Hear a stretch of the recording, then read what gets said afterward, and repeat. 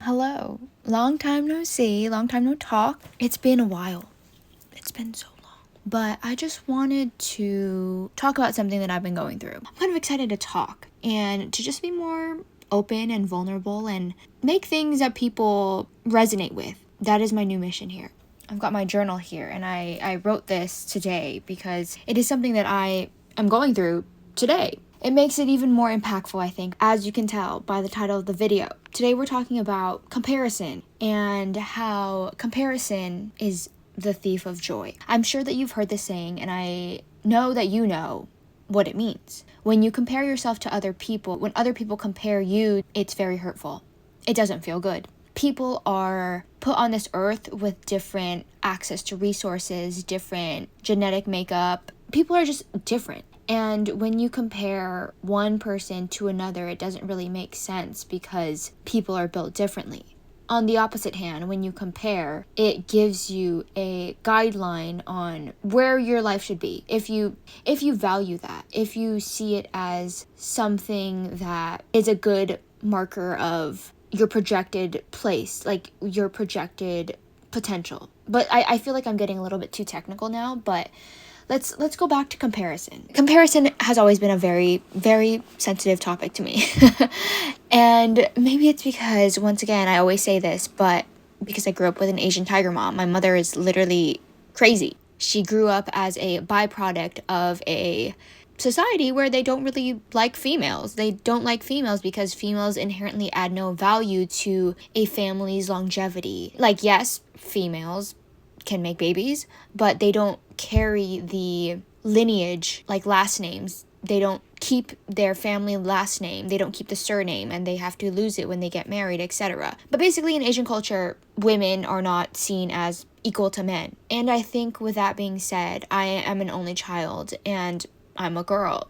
So it makes it even more conflicting for me and my mother to navigate this world because, number one, I'm not a boy, so I am not given the same standards or like the same equal opportunity, I think. I feel like I'm getting a little bit convoluted, but this year, I think my real lesson has been comparison and getting over the fact that I need to find the value within myself and not let other people dictate the value that I have, especially my family, romantic partnerships, organizations, etc. I need to understand that I bring a lot of value to things, and I don't need someone to tell me otherwise. I don't need someone to tell me that. I don't need to prove that I bring value to things based off of how I match up, how I compare to other people. Does that make sense? I think this year has been a little bit crazy in terms of comparison because, if you didn't know, I was in a beauty pageant.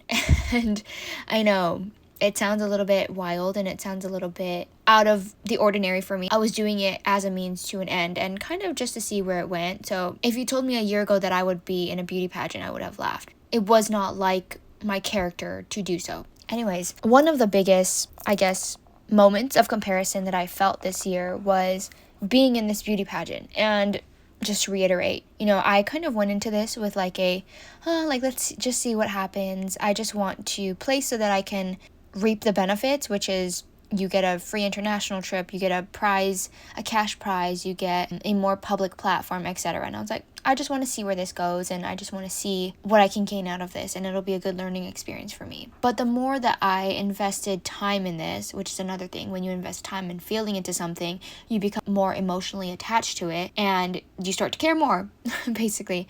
But the more time that I went to all these rehearsals and I did all these things, I found myself wanting to actually place high because I understood that one of my biggest skills is that I'm a very good communicator. I can communicate with others very well and network, and I can think very quickly on my feet.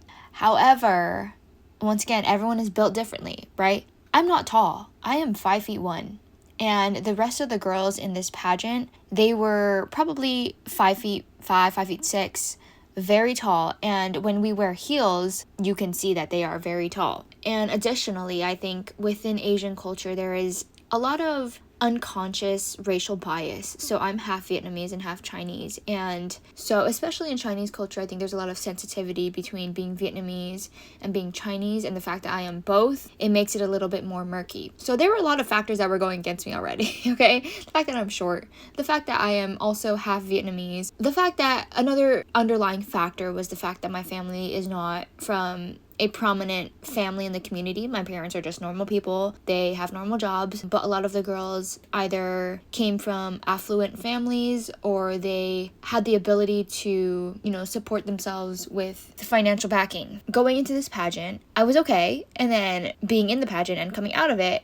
I was like, actually, maybe I'm not that much of a great competitor. It just made me feel really bad about myself, because I would look at what I had, I would look at my starting point, and I would look at the starting point of other girls, and I'm like, this is not fair. And when you start to compare yourself like that, you undermine yourself and you lose sight of what you bring to the world. It wasn't really that bad when I was doing the training, but basically, full story is, the girl that was supposed to make it on court, she ended up off court, and then they were like, Trina, you're up next. Do you want to take this position or not? Yes, it is on court, so I'm pageant princess, but it is the lowest rank. It's 4th place. I kind of already felt bad because it's, number one, this is a pity win, because the only reason that I got on is because the other girl got off and is no longer part of the organization. So now I'm in. It doesn't really feel like I actually won. And I start to compare myself to her. It just made me feel terrible about myself. And I think going into this whole pageant experience, it's a 1-year commitment.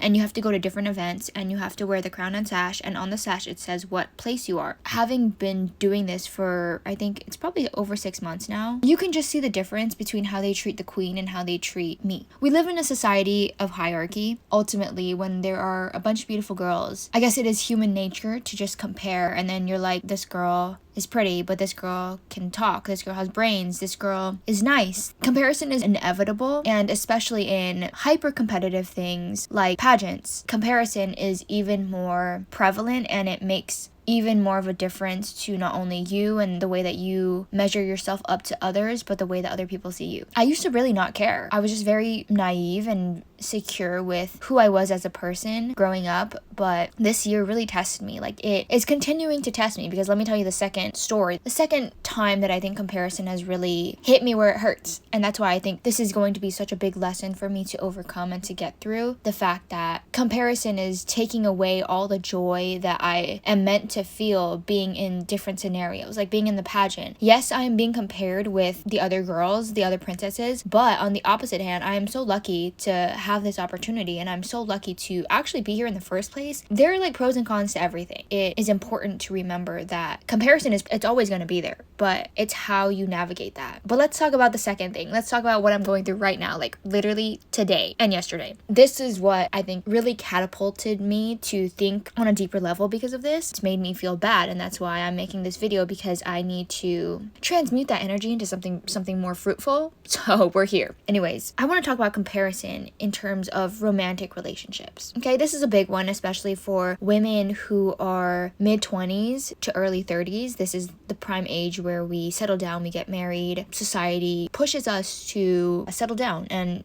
find a partner, have a more stable lifestyle than our early 20s and our teenage years. It is especially difficult in this day and age when you have so many different options. If you're on dating apps, you know the name of the game, you know how dating apps work. If you don't know how dating apps work, basically you're given a big stack of cards, and you are able to say, yes, I want this, no, I don't, and you can just keep cycling through the cards and keep having different options. Basically, the cards are people. Dating apps not only give you access to many people, many people, but it also makes you feel like you have so many other different options, when in reality sometimes you don't. This person, we've only met up twice. We were talking yesterday, and something that he mentioned was he's from a different Asian ethnicity than me, and in his culture it is very important to have a lot of physical beauty. Physical attributes are highlighted in his culture compared to mine. In Chinese and Vietnamese culture, I think, yes, it's important that you look beautiful, but your brain, your mind is also an important part of your future. And like the person that you choose has to have a very smart mind, because that is how you build a stable family together. You guys are on the same wavelength. You guys get each other's minds. In his culture, the physical beauty is something of utmost importance, and they love to keep the bloodline pure. So ideally, he was saying, ideally, I would have liked to marry or to have been with a girl from the same culture as mine. And I was like, well, that's not me. So, okay. And then he was saying how he was talking to his parents, and his parents were really emphasizing certain physical attributes like height, looks, and very superficial things that I think are outside of my control. I know how to look very put together, but I cannot control the fact that I am Chinese and Vietnamese.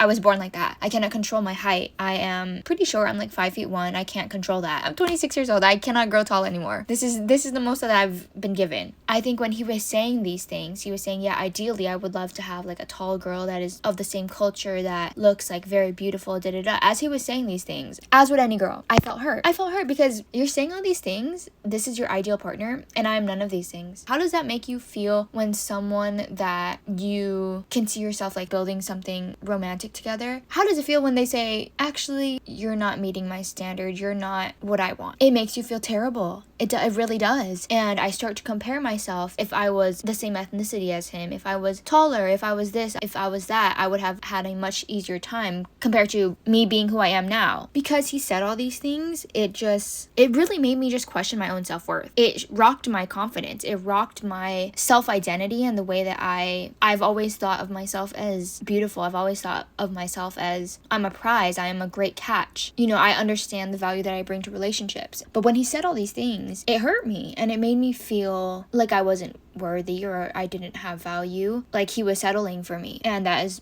number one, that's not a good feeling. It's not. And it makes someone feel really bad about themselves. It just is not a good foundation to things in general, like in life. When someone tells you that not you suck, but don't measure up and you don't compare to the people of your level, it makes you start to undermine your own self-worth. And it gets so easy to look at other people and compare that she has this and I don't. She has that and I don't. You start to look at the world through the lens of not having something. You start to focus on the fact that I don't have this, I don't have that. And it moves you further away from the feeling of being grateful and being thankful that God has given me all these gifts, God has given me these amazing things. And you start to focus on, wow, my life sucks because I'm not this, I'm not that, I don't have this. Compared to this person, she has that, I don't have this. You start to focus on what you don't have. That in turn shifts the way that you approach life and the way that you navigate through it, because it becomes a game of you're always going to be chasing something because you don't have it. You don't see it within yourself. And you're always looking at how you stack up to other people. That is definitely not the way that I want to live, because it just makes you feel bad. Why am I choosing to live this kind of life? I don't want to have a negative view on the world. I don't want to have that. These things that I was talking about, I think it continues to happen, and God continues to give me these different challenges of comparison and focusing on my self-worth, because I'm being called to understand that I am enough, and that if someone doesn't choose me, if these people don't like me for who I am, that's on them and that's not on me, because I should be able to feel whole within myself, and I should be able to feel like I understand what my gifts are and the uniqueness that I bring into the world, and not defaulting to a low level, like a low vibration of comparing who I am to others.